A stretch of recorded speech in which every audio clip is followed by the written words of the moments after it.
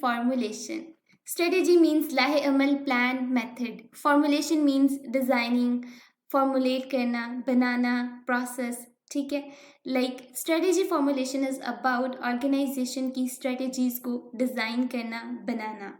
ठीक है, strategy formulation is the process of establishing goals, determining the proper plan of action to achieve those goals.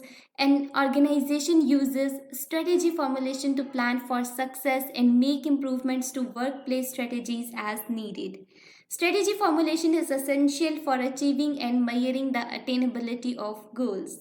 After creating strategies, an organization typically educates its employees so they know the organization purpose, workplace objectives and goals.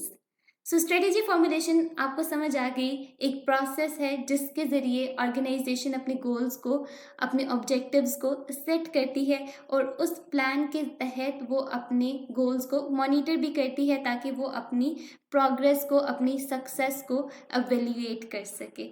और ये सब कुछ कब होगा? जब वो अपनी strategies को फॉलो कर रही होगी. और इसका एक और बेनिफिट होता है ऑर्गेनाइजेशन को कि उसके एम्प्लॉयज़ को भी पता चलता रहता है कि ये ऑर्गेनाइजेशन का गोल है, ऑब्जेक्टिव है, मुझे इस पे काम करना है. और इस तरह से ऑर्गेनाइजेशन अपने पर्पस को अकम्प्लिश कर लेती है.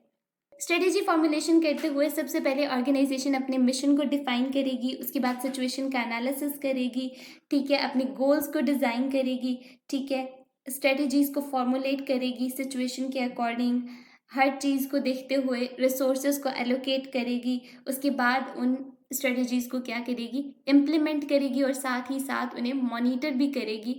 अगर उनमें इम्प्रूवमेंट की ज़रूरत है तो उनमें इम्प्रूवमेंट भी करेगी.